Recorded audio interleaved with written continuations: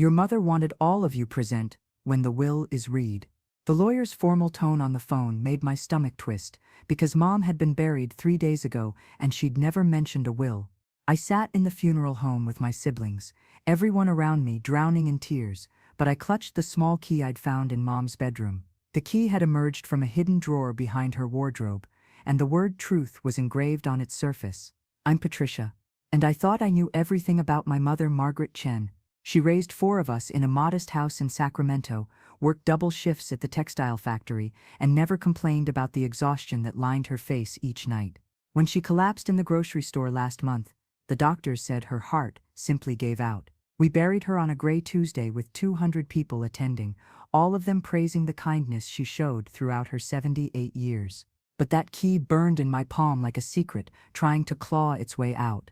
The morning after the funeral, I'd gone to Mom's house to sort through her belongings. My siblings wanted to hire an estate company, but I insisted on doing it myself. I owed her that much. Her bedroom still smelled like the lavender soap she used, and her reading glasses sat on the nightstand, beside a half-finished mystery novel. I opened her wardrobe to pack away her clothes, running my hands over the familiar fabrics she'd worn to church, to family dinners, to my wedding 30 years ago. That's when I noticed the wardrobe didn't sit flush against the wall. I pulled it forward and found a narrow gap, just wide enough for my arm to reach behind. My fingers touched something cold and metallic. A small drawer had been mounted to the wall, invisible unless you knew exactly where to look. The drawer was locked, but after 20 minutes of searching, I found a tiny key taped under Mom's jewelry box. When I opened that hidden drawer, I found the larger key with Truth engraved on it, along with a folded note in Mom's handwriting. Patricia, you were always the strongest. If you're reading this, I'm gone. The key opens a safe deposit box at First National Bank, box number 847. Go alone. What you find there will change everything you believe about our family. I'm sorry I couldn't tell you while I was alive.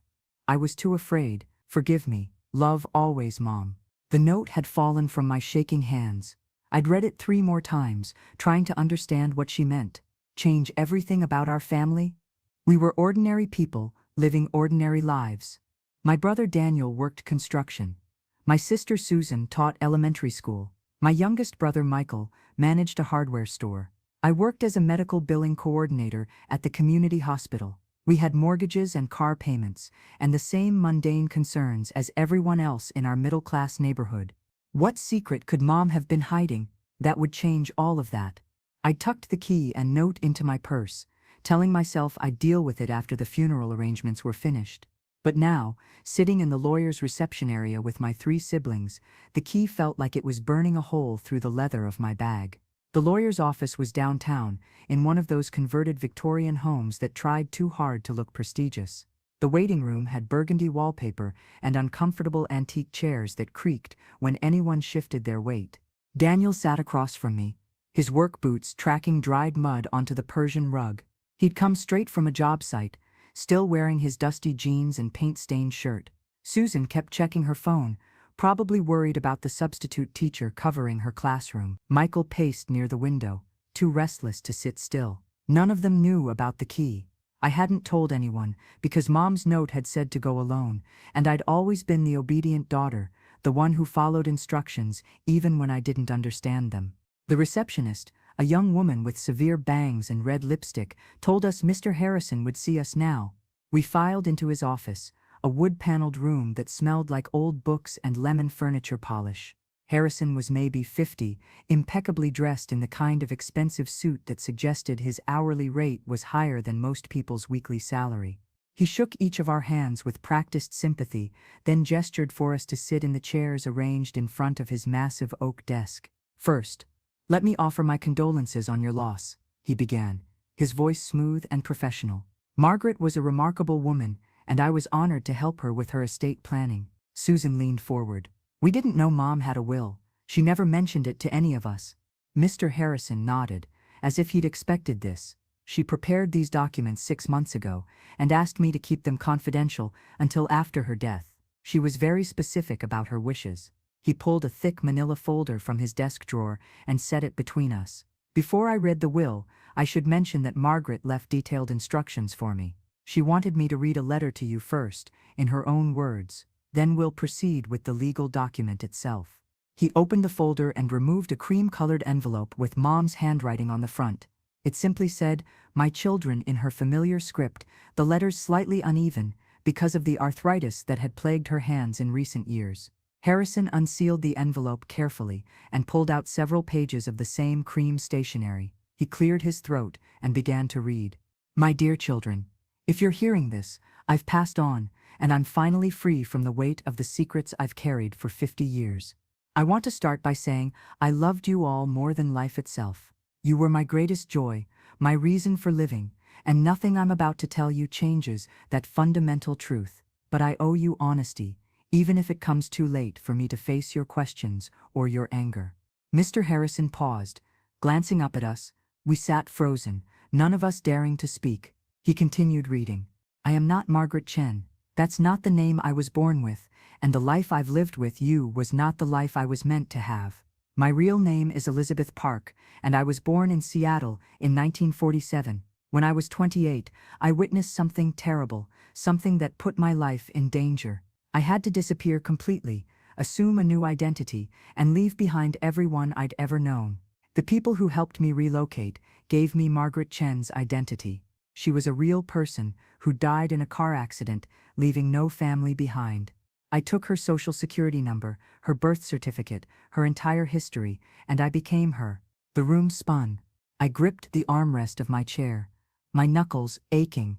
Across from me, Daniel's face had gone pale. Susan's phone clattered to the floor. Forgotten. Michael stood frozen by the window, his mouth slightly open in shock. Mr. Harrison kept reading, his voice steady despite the bomb he was dropping on our lives. "And none of you are my biological children. I'm so sorry. I know how much that must hurt to hear, but please understand. I chose you. Each of you was placed with me through circumstances I'll explain, and I raised you as my own because I wanted to, not because I had to. You were always real to me, always my children in every way that mattered." "Wait," Daniel interrupted, his voice hoarse. "What the hell does that mean? She chose us. Where did we come from?" Mr. Harrison held up one hand. "Please, let me finish the letter. Margaret explains everything." He found his place on the page and continued. "Daniel, you came to me when you were 6 months old. Your biological mother was 17, a runaway living on the streets of Sacramento. She died of an overdose 3 weeks after giving birth to you. The hospital had no record of her real identity, and you became a ward of the state. I was working as a volunteer at the social services office, and I convinced them to let me foster you. 6 months later, I formally adopted you. You were the first child I called my own, and you taught me what it meant to be a mother." Daniel's breath came in short, sharp gasps. Susan reached over and grabbed his hand, squeezing tight. "Susan, you came to me when you were 3. Your biological parents died in a house fire, and you had no living relatives willing to take you in. You were so quiet when you first arrived, barely speaking for months. You would wake up screaming every night, reliving the fire. It took 2 years before you smiled without fear in your eyes. Watching you heal was one of the great privileges of my life." Susan made a sound like a wounded animal. Tears streamed down her face, but she didn't make any move to wipe them away. "Patricia, my strong Patricia, you were born in a county hospital to a woman who gave you up the moment you were born. She didn't even hold you. The nurses told me she was 12 years old, a victim of her stepfather's abuse. She'd hidden the pregnancy until labor started, and afterward, she disappeared from the hospital before anyone could stop her. You were placed with me when you were 2 days old. I held you in my arms and made you a promise that I would give you the life your young mother couldn't. I like to think I kept that promise." My throat closed up completely. 12 years old, my biological mother had been 12. A child herself, abused and traumatized. The room felt like it was closing in on me, the walls pressing closer with every breath. "And Michael, my baby, you came to me when you were 4. Your biological father was serving a life sentence for murder, and your biological mother had been declared unfit by the courts. You'd spent 2 years bouncing between foster homes, never staying anywhere long enough to feel safe. When you arrived, you wouldn't let me out of your sight. You followed me from room to room, terrified I would disappear like everyone else in your life. It took years before you believed I wasn't going anywhere. Michael turned away from the window, pressing his forehead against the glass. His shoulders shook with silent sobs. Mr. Harrison's voice softened as he reached the end of the letter. I know this is a lot to process. I know you must feel betrayed, confused, maybe even angry, but I need you to understand why I'm telling you this now. The people I was running from, the danger I was in when I became Margaret Chen, it's over now, they're gone, dead or in prison, and you're finally safe. But there are things you need to know about your past, about my past, and about the inheritances I'm leaving you. Each of you has a right to understand where you came from, even if that truth is painful. The safe deposit box at First National Bank contains documents for each of you: birth certificates, adoption records, DNA test results, and letters I've written explaining everything I know about your biological families. Patricia has the key. I trust her to decide when and how to share this information with the rest of you. But please, don't blame each other for my decisions. Don't let my secrets destroy the family we built together. You are siblings in every way that matters. You grew up together, fought together, loved together. That bond is real, even if the circumstances that created it were unusual. I'm leaving you my house, to be divided equally among the four of you, along with my savings and life insurance. It's not much, but it's all I have. More importantly, I'm leaving you with the truth. Use it wisely. Use it to understand yourselves better, to make peace with your pasts. And please, forgive me for keeping these secrets so long. I did what I thought was necessary to keep you safe and give you normal childhoods. Whether that was right or wrong, I'll leave for you to judge. I love you all. I always have, and I always will. Your mother, Margaret Chen, also known as Elizabeth Park. Mr. Harrison folded the letter carefully and set it on his desk. The silence in the room was absolute. I could hear the clock on the wall ticking, could hear traffic outside on the street, could hear my own pulse hammering in my ears. No one spoke. No one moved. We sat there like statues, each of us trapped in our own private nightmare. Finally, Susan broke the silence. This can't be real. This has to be some kind of mistake. Mom wouldn't have lied to us our entire lives. I'm afraid it's all documented, Mr. Harrison said gently. I have copies of the original adoption paperwork, the court orders, everything. Margaret, or Elizabeth, she kept meticulous records. She wanted you to have proof, to know she was telling the truth. So we're not related? Daniel's voice cracked. We're not actually family? You're as much family as any siblings in the world, Mr. Harrison said firmly. You share a mother who loved you, raised you, sacrificed for you. Blood doesn't make a family. Love does. Don't, Michael snapped, turning from the window. Don't give us that greeting card bullshit. Our whole lives were a lie. Our mother wasn't our mother. We're not related to each other. Everything we thought we knew is gone. I found my voice, though it sounded strange and distant to my own ears. The key? She mentioned a safe deposit box with documents. All three of my siblings turned to look at me. I pulled the key from my purse, the word truth engraved on its surface, mocking me now. I'd thought it was dramatic when I first found it. Mom's flair for the theatrical. Now I understood it was a warning. She left me a note, I admitted. Told me to go to the bank alone, that what I found would change everything. I thought she was exaggerating. A bitter laugh escaped my throat. Guess I was wrong. We're going with you, Daniel said immediately. Whatever's in that box, we all have a right to see it. The letter said Patricia should decide, Susan pointed out. Screw the letter, Michael said. We're going together. Today, right now. Mr. Harrison cleared his throat. There's still the matter of the will itself, the actual distribution of assets. Would you like me to read that now, or would you prefer to schedule another meeting? Read it, I said. The day couldn't get worse. We might as well get everything over with at once. The will was straightforward. The house and all its contents would be sold, with proceeds divided equally 4 ways. Mom's savings account, which had somehow grown to $78,000, would also be split evenly. Her life insurance policy, $100,000, would be divided the same way. There were no surprises, no hidden conditions, no dramatic revelations beyond what the letter had already delivered. We signed the necessary paperwork in a daze, our hands moving automatically while our minds reeled. Mr. Harrison gave each of us copies of everything, thick folders we clutched like lifelines. Then we were back outside, standing on the sidewalk in the bright afternoon sun that felt obscene given what we'd just learned.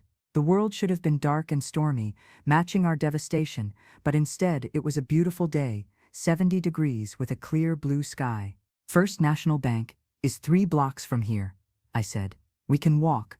We walked in silence, the 4 of us moving in a tight cluster like we were afraid of being separated. People passed us on the sidewalk, talking and laughing, going about their normal lives, and I wanted to scream at them. Didn't they understand that everything had changed? That the ground we'd all been walking on was actually quicksand, ready to swallow us whole at any moment. I watched a mother push a stroller past us, cooing at her baby, and felt a stab of something I couldn't name. Was that how Mom had felt with us?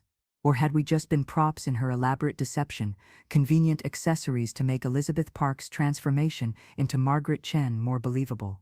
The bank was busy, customers lined up at the teller windows, others waiting to see loan officers. We bypassed all of them and went straight to the safe deposit box area, where a middle-aged man in a dark suit greeted us.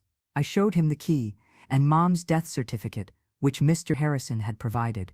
He checked his records, verified my identity with my driver's license, then led us into a private viewing room. "Take all the time you need," he said, then left us alone. The safe deposit box was larger than I'd expected, about the size of a shoebox. I set it on the table in the center of the room, my siblings crowding around me. My hand trembled as I inserted the key and turned it. The lock clicked open with a sound that felt final, like a door closing on our old lives. Inside were 4 large envelopes, each one labeled with one of our names in Mom's handwriting. There was also a smaller envelope addressed to all of us together, and a thick stack of documents bound with a rubber band. I pulled everything out and set it on the table, arranging the envelopes in a neat row. "Should we open them together or separately?" Susan asked, her voice barely above a whisper. "Together," Michael said flatly. "We've been a family this long. We should finish this as a family too." I picked up the envelope addressed to all of us and opened it. Inside was another letter, shorter this time, written in Mom's careful script. "My dear children, in these envelopes you'll find everything I know about your biological families.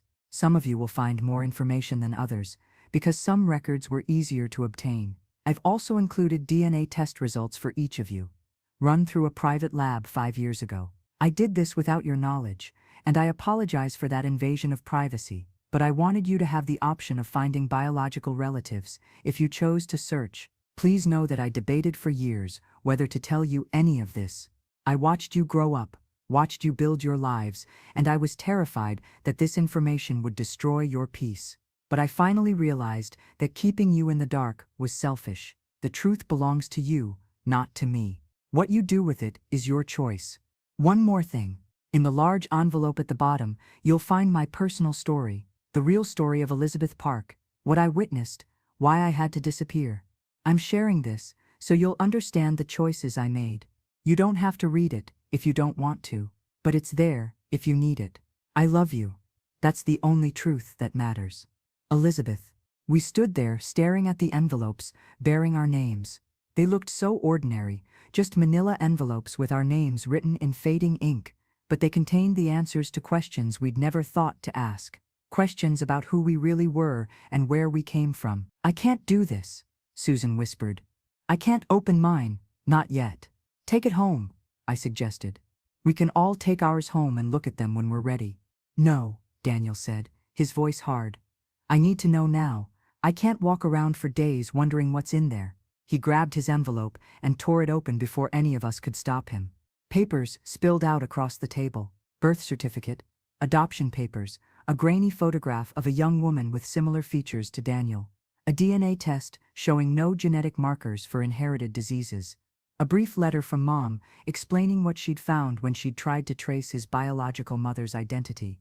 Daniel read the letter, his face going paler with each line, then he passed it to me, without a word. I scanned it quickly, my heart sinking. Mom had hired a private investigator 3 years ago to find information about Daniel's biological mother. The investigator had discovered that the young woman was named Jennifer Cole, 17, when she gave birth, dead 3 weeks later of a heroin overdose in an alley behind a liquor store. She'd been living on the streets since she was 15, after her father kicked her out for getting pregnant by her boyfriend. But there was more. The investigator had found Jennifer's mother, Daniel's biological grandmother. She was still alive, living in a suburb of Portland, Oregon. Mom had included her name, address, and phone number, along with a note saying she'd never contacted the woman, leaving that choice to Daniel. There was also a photocopy of a newspaper article from 1989, showing Daniel's grandmother being interviewed about her daughter's death. The headline read, "Mother regrets turning away pregnant teen." "You have a grandmother," I said softly, setting the letter down. "She might still be alive. She's probably in her 70s by now." Daniel took the letter back, folding it with shaking hands. "She kicked out her own daughter. My biological mother was pregnant and scared, and her own mother threw her onto the streets. And then she gave interviews about how much she regretted it." His voice was bitter, angry. "That's not regret. That's publicity." "Maybe she really does regret it," Susan offered gently. "People make terrible mistakes. Maybe she spent 30 years wishing she could take it back." "Some mistakes kill people," Daniel said flatly. "My biological mother died alone in an alley because her mother chose judgment over compassion. I don't care how much she regrets it now. She doesn't get to meet me, doesn't get to assuage her guilt by pretending she's my family." He gathered his papers and stuffed them back in the envelope, his movements jerky and aggressive. The photograph of his biological mother lay face up on the table, forgotten. I picked it up carefully, studying the grainy image. She'd been so young, barely more than a child herself. She had Daniel's strong jawline, his serious expression. Looking at her, I felt a wave of grief for this girl I'd never met. This teenager who'd given birth to my brother and then died before he was old enough to remember her. Susan was next. She opened her envelope with trembling hands, pulling out similar documents: birth certificate, adoption papers, a newspaper clipping about the fire that killed her biological parents, a DNA test showing she had a genetic predisposition to high cholesterol, a longer letter from Mom, this one 4 pages instead of 1. Susan read it silently, tears streaming down her face. When she finished, she handed it to me, without looking up. Mom had written about how Susan's biological parents, Mark and Jennifer Taylor, had been young and in love, barely 22 when they married. They'd lived in a small apartment building downtown, working minimum wage jobs and struggling to make ends meet. The fire started in the middle of the night, caused by faulty wiring in the building's electrical system. The landlord had ignored complaints about flickering lights and burning smells for months. Mark had woken up to smoke, filling their bedroom. He'd grabbed Susan from her crib, wrapped her in a blanket, and passed her out the window to firefighters who'd already arrived. Then he'd gone back inside for Jennifer, who was trapped in the bathroom, overcome by smoke. Neither of them made it out.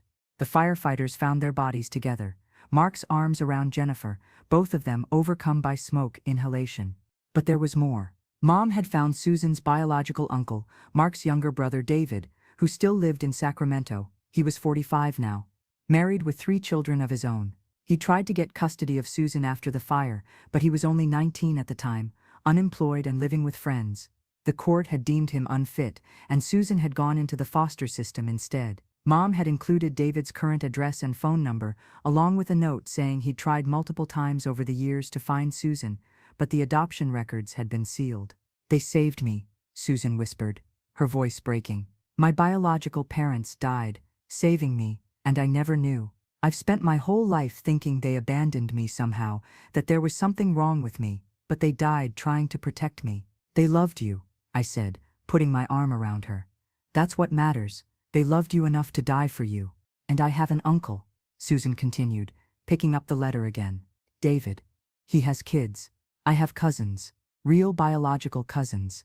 She looked up at us, her eyes red and swollen. "He tried to find me, for years, but Mom never told me." "Maybe she was trying to protect you," I offered, though the words sounded hollow even to my ears.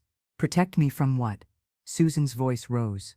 "From knowing I had family who wanted me? From having connections to my biological parents? She had no right to make that choice." Michael grabbed his envelope next, his movements sharp with anger. He dumped the contents on the table and started reading, his jaw clenched so tight I could see the muscle jumping in his cheek. His biological father, James Thornton, was serving 2 consecutive life sentences at Pelican Bay State Prison for murdering his girlfriend's new boyfriend during a domestic dispute. He'd beaten the man to death with his bare hands in front of 4 witnesses, including Michael's biological mother. His biological mother, Sarah Thornton, had struggled with addiction for years, in and out of rehab programs that never seemed to stick. She'd lost custody of Michael when he was 2, after neighbors reported her leaving him alone in the apartment for days at a time. The court records Mom had obtained painted a picture of a woman destroyed by trauma and substance abuse, unable to care for herself, let alone a child. Sarah had overdosed twice during Michael's time in foster care. The second time, she'd nearly died. After that, she'd disappeared from the records entirely.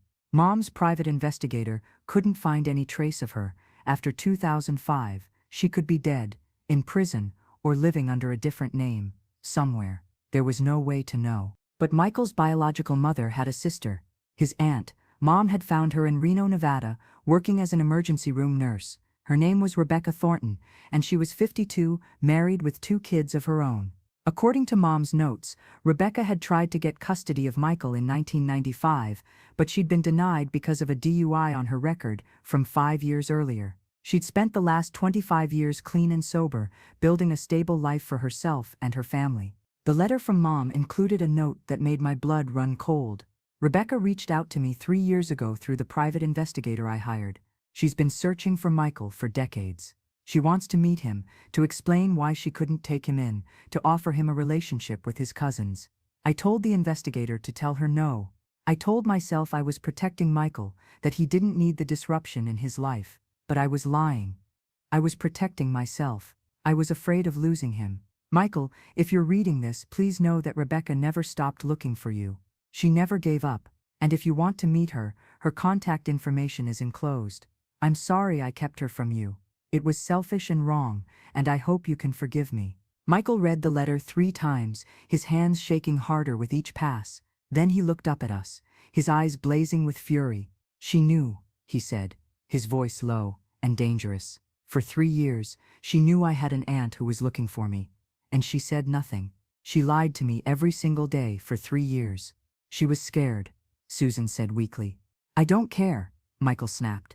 She was scared, so she robbed me of 3 years I could have had with my biological family. 3 years my kids could have had knowing their cousins. She had no right. He gathered his papers and shoved them back in the envelope, then grabbed the letter from Mom and ripped it in half. The sound of tearing paper was loud in the quiet room. He threw the pieces on the table and stormed out, slamming the door behind him. I was the last one left. I picked up my envelope, feeling the weight of it.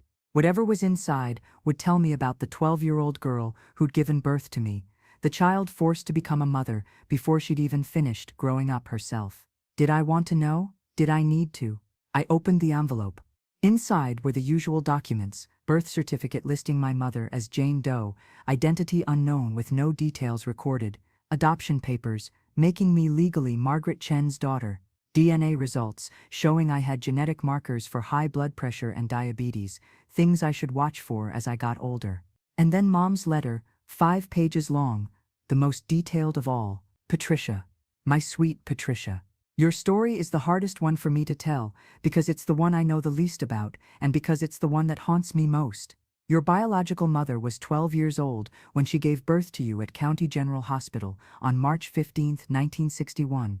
The hospital staff said she'd hidden the pregnancy entirely, wearing baggy clothes and avoiding everyone. When labor started at 3 in the morning, she walked herself to the hospital, alone, and gave a fake name at registration.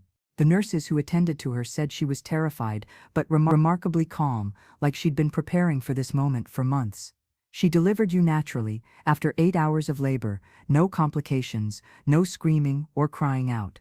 When the nurses placed you in her arms, she held you for exactly 53 seconds. One of the nurses timed it because she was so struck by how the girl counted quietly to herself while holding you. Then she handed you back and asked them to take you away. She wouldn't look at you again. The nurses called the police and social workers, but your biological mother gave them no useful information. She said her name was Mary Smith, that she was 16, that she didn't remember who the father was or where she lived. The hospital staff knew she was lying, but they couldn't force her to tell the truth. 3 hours after giving birth, while the nurses were busy with other patients, she got dressed and walked out of the hospital. She left behind nothing, not even the hospital gown. She vanished completely. I had to stop reading for a moment, my vision blurring. 12 years old. She'd been 12. A 6th or 7th grader, a child who should have been worried about homework and friends, not pregnancy and childbirth. The police investigated for weeks. Mom's letter continued. They checked missing persons reports, contacted every school in the county, interviewed neighbors near the hospital. They found nothing.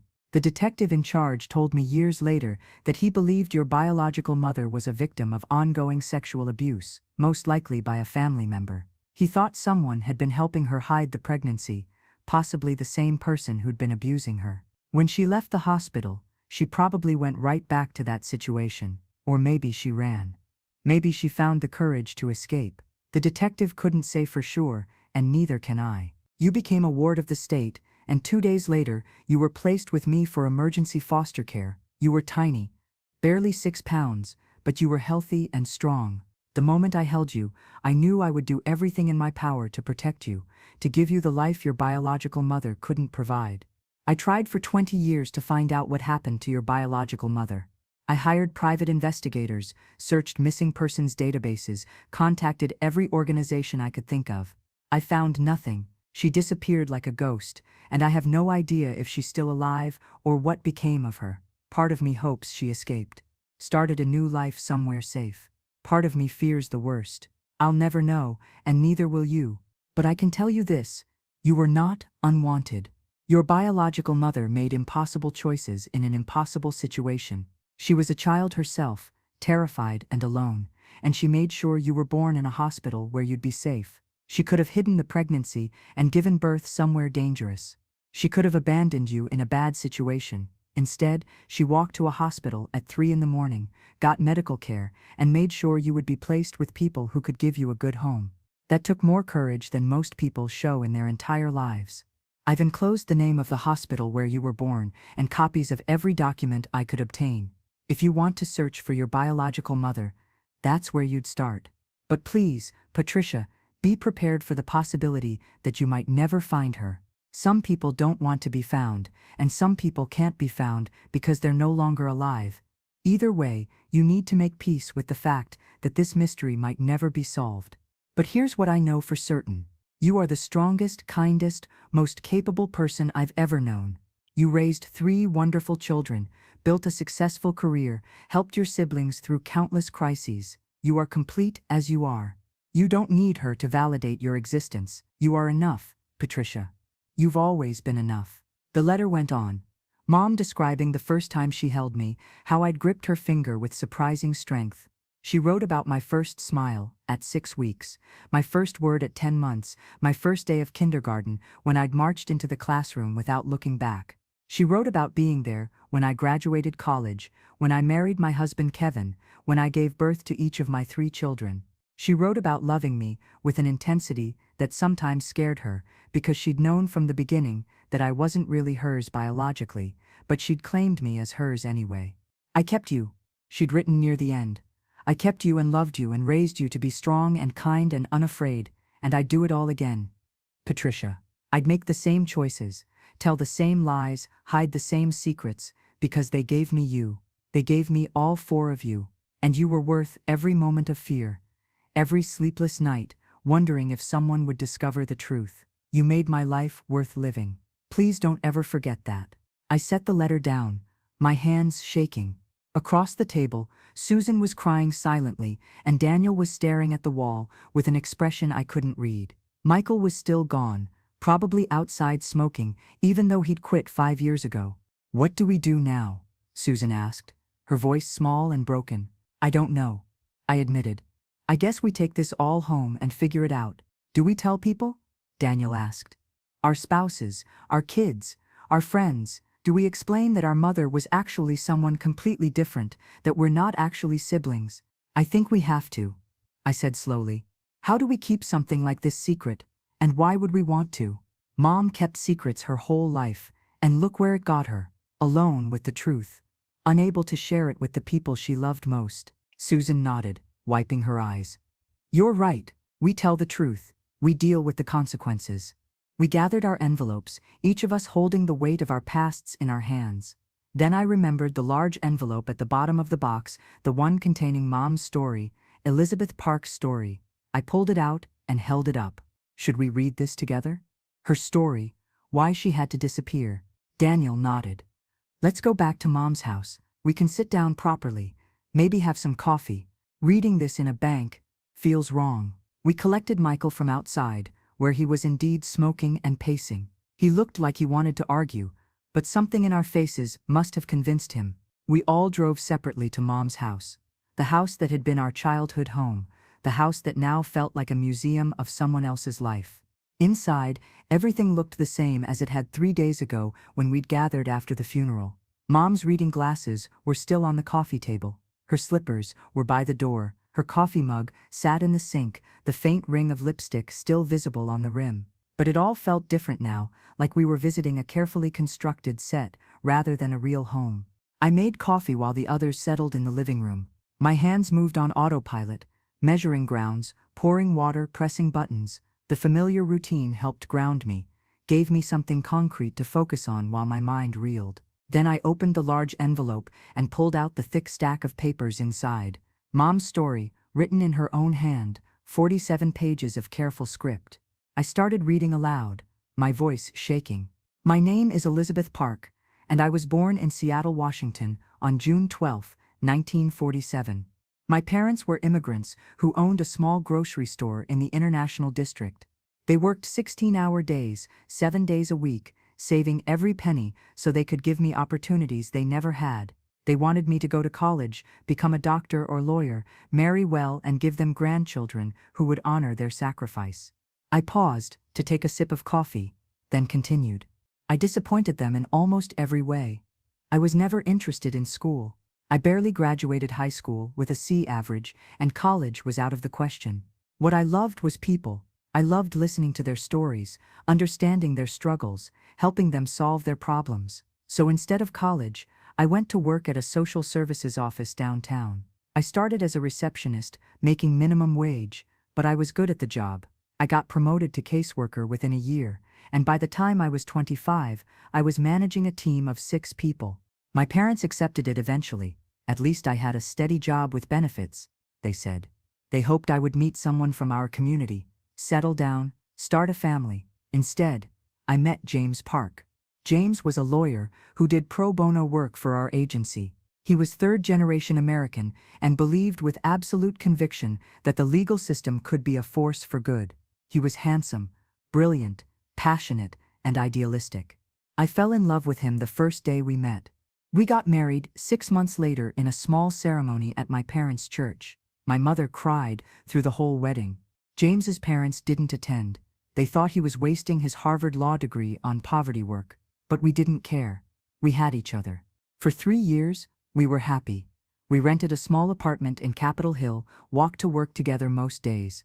We talked about starting a family, buying a house. James took a job at a big law firm downtown. Because we needed the money, he promised it would just be for a few years. In May of 1975, James took on a case that changed everything. He was defending a businessman named Marcus Reeves, who was being sued by his business partner for embezzlement. Marcus maintained his innocence, said the partner was the one who'd embezzled the money. James believed Marcus. He spent 6 months on that case, going through boxes of financial records, building a defense, and then, in November of 1975, James came home late from the office. He locked the front door, the deadbolt, the chain. I'd never heard him use the chain before. Then he sat on the edge of the bed and told me we were in danger. I had to stop reading for a moment. My throat was tight, my eyes burning. Susan brought me water. I drank it slowly, then continued. James had found something in Marcus's files that had nothing to do with the embezzlement case. Hidden, in a folder marked personal expenses, were records of wire transfers moving hundreds of thousands of dollars through shell companies. James initially thought it was evidence for the case. But when he started tracing the companies, he discovered they didn't exist. They had business licenses and tax IDs, but no physical addresses, no employees. And then James found the real records. The shell companies were fronts for a money laundering operation, moving millions for organized crime syndicates operating up and down the West Coast. Marcus wasn't just a businessman facing a lawsuit, he was part of a network that ran drugs, guns, and human trafficking from Mexico to Canada. James said he had to report it. He said it was his ethical obligation as a lawyer, his duty as an officer of the court. I begged him not to. I told him to walk away, to drop the case, to forget what he'd seen. But James was a good man, an honest man. He believed in the law, he thought the system would protect us. He thought doing the right thing would keep us safe. He was wrong.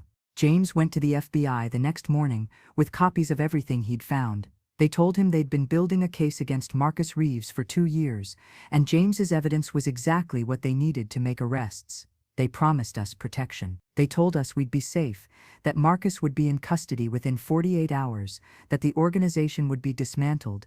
James was hailed as a hero by the prosecutors, a brave citizen who'd risked everything to expose corruption. 3 weeks later, someone shot James in the parking garage under his office building.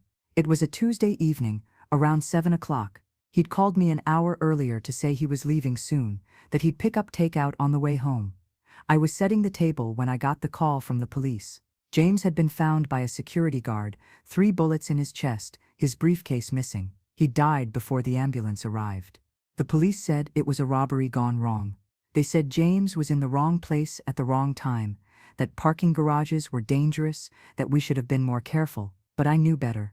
Marcus Reeves had ordered the hit from jail, where he'd been held without bail pending trial. The people he worked with had carried it out as a warning to anyone else who might think about cooperating with the FBI. The briefcase wasn't robbed. It was taken to see if James had kept copies of anything that could still be used against them. I was 28 years old, and suddenly a widow. My whole world had collapsed in a single moment. I'd lost my husband, my best friend, my future, and the worst part was knowing it was my fault. If I'd fought harder to stop him from going to the FBI, if I'd convinced him to walk away, he'd still be alive. I traded his life for his principles, and I had to live with that choice. The FBI came to me 2 days after James's funeral. They said my life was in danger too. Marcus's organization knew James had a wife, and they'd want to make sure I couldn't testify about anything James might have told me. The FBI offered to put me in witness protection, give me a new identity, relocate me somewhere far away from Seattle. They said it was the only way to keep me safe. I said yes. What choice did I have? I couldn't go to my parents, because that would put them in danger too. I couldn't stay in Seattle, because Marcus's people knew where I lived, where I worked, where I shopped. I had to disappear completely, cut all ties with my old life, become someone new. The FBI gave me Margaret Chen's identity. She'd been a real person, a woman who died in a car accident in Sacramento 3 months earlier. She was 30, unmarried, no children, no close family. She'd been working at a textile factory, living in a small apartment, keeping to herself. She was perfect for me because she was so unremarkable, so anonymous. No one had noticed when she died, and no one would notice when I started living as her. The FBI created a whole backstory for me. They backdated documents showing I'd moved to Sacramento 2 years earlier, that I'd been working at the textile factory, that I'd been renting an apartment on the East Side. They gave me Margaret's social security card, her birth certificate, her employment records. They even gave me a driver's license with Margaret's name and my photograph. Then they put me on a Greyhound bus and sent me to California with 2 suitcases and $500 in cash. I arrived in Sacramento on a Friday afternoon in February 1976. I was terrified. I had no friends, no family, no one who knew who I really was. The apartment the FBI had set up for me was tiny and dark, with water-stained walls and a bathroom that smelled like mildew. The textile factory was hot and loud, the work monotonous and exhausting. I spent my days operating machines that made my ears ring and my nights lying awake in my empty apartment, staring at the ceiling and remembering everything I'd lost. The FBI checked in with me once a month. For the first year, an agent would call a payphone near my apartment at exactly 3 o'clock on the last Sunday of each month. He'd ask if I was safe, if anyone had contacted me, if I'd noticed anything suspicious. I always said no. The calls got less frequent as time went on. Every other month, then every 3 months, then every 6 months. By 1979, they'd stopped calling completely. Marcus Reeves died in prison in March of 1979, stabbed 47 times by another inmate in the yard. Most of his organization was either in jail or dead by then, killed in turf wars or arrested in FBI raids. The danger had passed. I was no longer in witness protection. I could go back to being Elizabeth Park if I wanted to, but I didn't want to. I couldn't go back. My parents thought I was dead. The FBI had told them I died in a car accident, showed them a fake death certificate, held a fake funeral with a closed casket. My mother had collapsed at the service, screaming that she wanted to see me one last time. My father had held her while she sobbed, telling her it wasn't possible, that the body was too damaged. I'd watched from across the street, hidden behind a tree, watching my parents bury their only child. I couldn't undo that. I couldn't walk back into their lives and say it had all been a lie, that I'd let them suffer because it was safer for me. They'd already mourned me. I had to let them. So I stayed dead. I stayed Margaret Chen, and I was lonely in a way I'd never experienced before. I'd lost my husband, my parents, my name, my entire identity. I felt like a ghost haunting someone else's life. Everything I touched felt borrowed, temporary, not really mine. I went to work, paid my bills, came home to my empty apartment. I existed, but I didn't live. That's when I started volunteering at the social services office in Sacramento. It was the same kind of work I'd done in Seattle, and it felt like coming home. I helped people fill out forms, navigate bureaucracy, find resources, and slowly, very slowly, I started to feel like a person again, instead of just a collection of fake documents. That's where I found you, Daniel. You were 6 months old, a ward of the state with no family and no prospects. Your biological mother had died of an overdose, and no relatives had come forward to claim you. The caseworker handling your case said you'd probably end up in long-term foster care, bouncing between homes until you aged out of the system. I couldn't let that happen. I applied to foster you, and when the paperwork went through, I brought you home to my tiny apartment. You saved my life, Daniel. I mean that literally. You gave me a reason to wake up in the morning, a reason to keep going when the weight of my secrets felt unbearable. You needed me, and I needed to be needed. When you smiled at me for the first time, when you reached for me and called me Mama, I felt like Elizabeth Park was truly dead and Margaret Chen was truly alive. I had a purpose again. I had love again. I had a family. And when I realized how much you'd healed me, I knew I could do it again. I could help other children the way you'd helped me. So I fostered Susan, then Patricia, then Michael. Each of you came to me, broken in different ways, and each of you put pieces of my broken heart back together. You gave me a reason to live, and I tried my best to give you childhoods worth living. I had to stop reading again. We were all crying now, even Daniel, who never cried, even Michael, who'd come back inside and was standing in the doorway, listening. The letter went on for several more pages, Mom describing specific memories with each of us, explaining decisions she'd made, apologizing for lies she'd told. She wrote about the constant fear she'd lived with, always wondering if someone would discover her real identity, always ready to run if necessary. She wrote about the guilt of letting her parents believe she was dead, about driving past their house years later and seeing them elderly and frail. I know I should have told you the truth, she'd written near the end. I know I should have been honest about who I was and where I came from, but I was afraid. Afraid you'd feel betrayed. Afraid you'd hate me. Afraid I'd lose you. You were the only family I had left, the only people who knew me and loved me, even if the me you knew wasn't entirely real. So I kept my secrets, and I told my lies, and I loved you the best way I knew how. And now, I'm dying. The doctor told me I have maybe 6 months, maybe less. Heart disease, he said. Ironic that Elizabeth Park's heart stopped working after James died, and now Margaret Chen's heart is giving out too. But I have these months to prepare. I have time to write these letters, to gather these documents, to give you the truth I should have given you years ago. I'm not asking for forgiveness. I don't deserve it. I'm just asking that you remember the good times along with the bad. Remember the birthday cakes I made from scratch, even though I was a terrible baker. Remember the school plays I never missed, even when I was working double shifts. Remember the bedtime stories, the homework help, the scraped knees I bandaged, the heartbreaks I held you through. Remember that I loved you. That was real. That was always real. Thank you for being my family. Thank you for giving meaning to Margaret Chen's life. Thank you for making Elizabeth Park's sacrifice worth it. You were my second chance, all four of you. You were my redemption. And I will love you until my last breath, and beyond if such things are possible. Your mother, in all the ways that matter, Margaret Chen, also known as Elizabeth Park. I set the papers down, unable to continue. The room was completely silent, except for the sound of crying. Susan had her face in her hands. Daniel was staring at the floor, tears dripping onto his jeans. Michael had slid down the wall and was sitting on the floor, his knees pulled to his chest. She loved us, Susan finally said, her voice muffled. Whatever else was true or false, that was real. She loved us. Was it enough? Michael asked, his voice raw. Is love enough to make up for a lifetime of lies?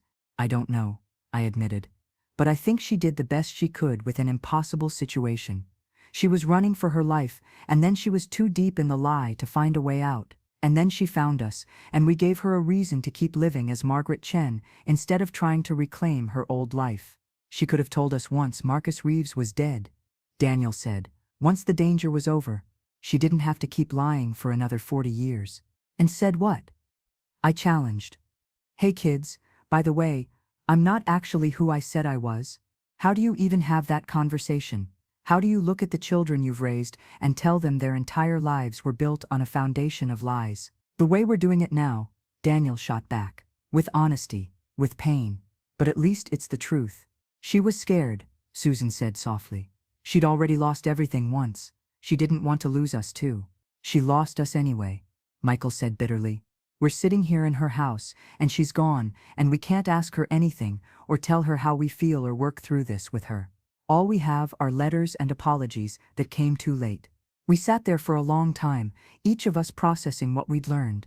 The sun moved across the sky, casting long shadows through the living room windows. None of us seemed able to move, to make decisions about what came next. Finally, around 8 in the evening, Daniel stood up. I need to go home, tell my wife. Figure out what this means for my life. Are you going to contact your grandmother? Susan asked. The one in Portland? I don't know, Daniel said. Part of me wants to hear her side of the story, but part of me is so angry at her for what she did to my biological mother. I need time to think. I'm going to contact my uncle, Susan said. David. He tried to find me. He wanted me. I need to know him. Need to hear about my biological parents from someone who loved them. I'm calling Rebecca tonight, Michael said, his voice hard. My aunt in Nevada.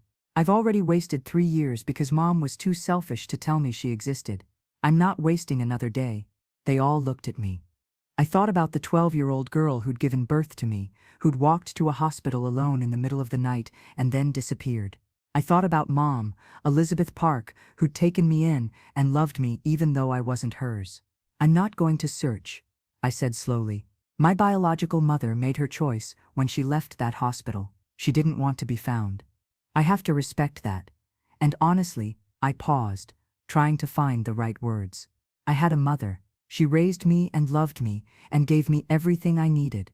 The fact that she wasn't who I thought she was doesn't change what she meant to me. How can you say that? Michael demanded. She lied to you every day of your life. She protected me, I corrected.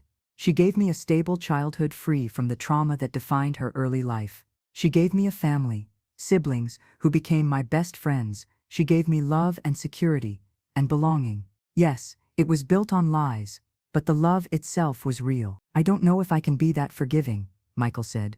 I'm not asking you to be, I replied. You process this however you need to. Contact Rebecca, build a relationship with her, find the family connections Mom kept from you. But don't let anger poison the memories you have. Don't throw away 30 years of real love because of the lies surrounding it. Michael didn't respond. He gathered his envelope and walked out, and we heard his truck start up in the driveway a moment later. Susan left shortly after, promising to call me once she'd had time to think. Daniel lingered a bit longer, helping me clean up the coffee cups and put away the papers we'd scattered across the living room. Do you really forgive her? He asked, as we stood at the sink together. I'm working on it, I said honestly. Some days I think I do. Other days I'm so angry, I can barely breathe. But I'm trying to remember that she was human, that she made mistakes, that she did her best in an impossible situation. She chose to keep lying. Daniel pointed out. Every day for 40 years, she chose to keep lying. And every day for 40 years, she chose to be our mother, I countered. She got up and made us breakfast, and drove us to school, and helped with homework and showed up for our lives. The lie was there. Yes, but so was the love. Both things can be true. Daniel was quiet for a long moment. I'm going to need therapy, he finally said. Lots of therapy. I laughed. A short, bitter sound. We all are. This is going to take years to process. Will we survive it? He asked. As a family, will we stay together after this? I don't know, I admitted. I hope so, but I think that depends on us, on the choices we make going forward. We can let this destroy us, or we can choose to honor the family Mom built, even though it was built on lies. I don't want to lose you, Daniel said. Or Susan, or Michael. You're my siblings. That's real to me, even if the biology isn't. Then we don't lose each other, I said firmly. We work through this together. We go to therapy, we cry, we get angry, we forgive when we can, but we don't abandon each other. That's what Mom would want. Since when do we care what Mom wants? Daniel asked. But there was no heat in it, just exhaustion. Since always, I said softly. Since she took us in and loved us and made us a family, that counts for something. It has to count for something. Daniel hugged me before he left, holding on longer than usual. Then I was alone in Mom's house, surrounded by the evidence of her double life. I walked through the rooms slowly, touching things, remembering here was the kitchen where she'd taught me to make her famous spaghetti sauce. There was the living room where we'd opened Christmas presents every year. That was the hallway where she'd taken photos before every first day of school, lining us up by height. Every memory was now complicated, layered with questions I could never answer. Was she thinking about James when she taught me to cook? Was she remembering her real parents when we celebrated holidays? Did she ever look at us and wish we were her biological children, or was the family she'd chosen better than anything biology could have provided? I would never know. She'd taken those answers with her. I locked up the house and drove home, the envelope containing my information sitting on the passenger seat. My husband Kevin was waiting up for me, worry creasing his face. He'd met Mom dozens of times over the years, had thought of her as a wonderful mother-in-law. How was I going to explain that she wasn't who any of us thought she was? I sat down at our kitchen table and told him everything. The key, the will, the letters, the safe deposit box. I watched his face cycle through shock, disbelief, anger on my behalf, and finally sadness. When I finished, he reached across the table and took my hand. I'm so sorry, he said. This is unimaginable. The worst part is, I don't know how to feel, I admitted. I'm angry that she lied. I'm sad that she felt she had to. I'm grateful for the childhood she gave me. I'm devastated that my biological mother was 12 years old and probably being abused. I'm relieved that Mom loved me enough to take me in. It's all true at once, and I don't know how to reconcile it. You don't have to reconcile it right away, Kevin said gently. This is going to take time. Our kids need to know, I said. They deserve to understand their grandmother wasn't who they thought she was. We'll tell them together, Kevin promised. When you're ready. Over the next few weeks, I told our 3 children. My oldest, Jennifer, cried for her grandmother, for the woman she'd loved who'd been carrying such heavy secrets. My middle child, Thomas, got angry, felt betrayed on my behalf. My youngest, Sarah, asked question after question, trying to understand how someone could live a lie for so long. They were all processing their own grief and confusion, trying to reconcile the grandmother they'd known with the stranger from the letters. I did my best to help them understand without poisoning their memories, but it was hard. How do you explain that someone you loved was living a double life without making it sound like everything was fake? Michael called me a week after the will reading. He'd contacted his Aunt Rebecca, driven to Nevada to meet her and his cousins. He said it was awkward at first, painful in ways he hadn't expected, but also healing. Rebecca had cried when she met him, apologized over and over for not fighting harder for custody. She'd shown him photo albums of his biological mother, told him stories about the bright, funny girl she'd been before addiction took hold.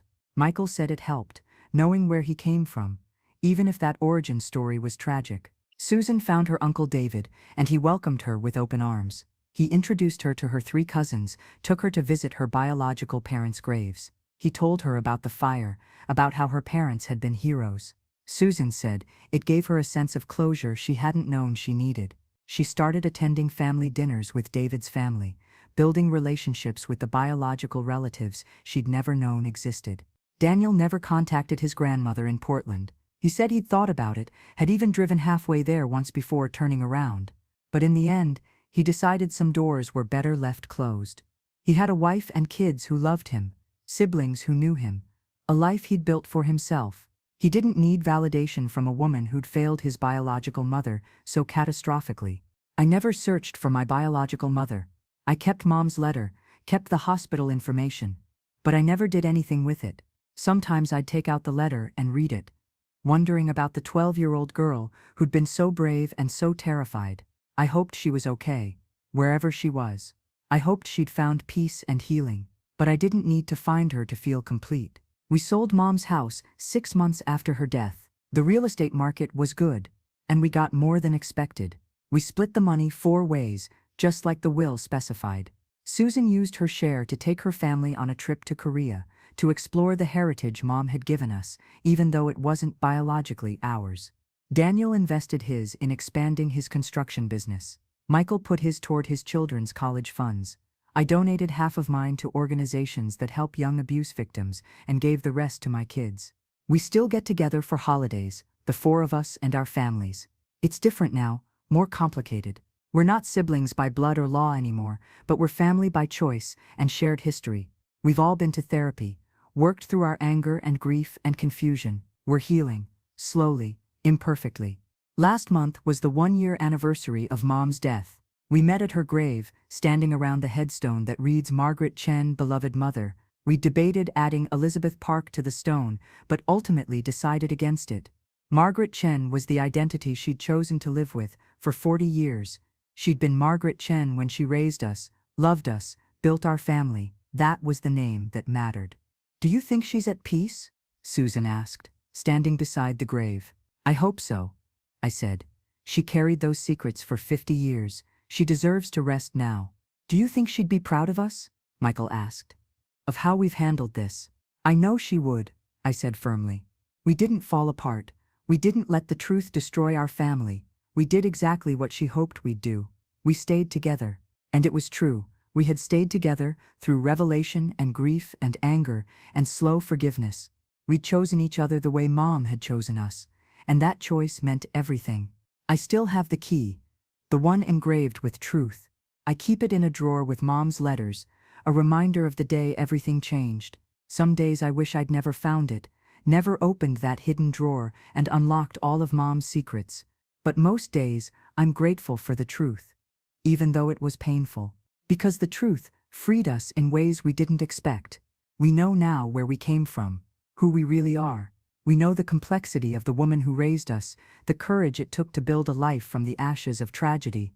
We know that love can coexist with lies, that family can be built on choice instead of blood.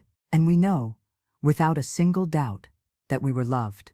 Imperfectly, desperately, fiercely loved by a woman who'd lost everything and found her redemption in 4 broken children. That love was real, regardless of the name she used or the secrets she kept. That love was the truest thing about our family. The other day, I took my grandchildren to the park where Mom used to bring us when we were small. They ran ahead, laughing and chasing each other, while I sat on the same bench where Mom had sat 30 years ago. I could almost see her there, watching us play, smiling that tired smile she always had after working double shifts.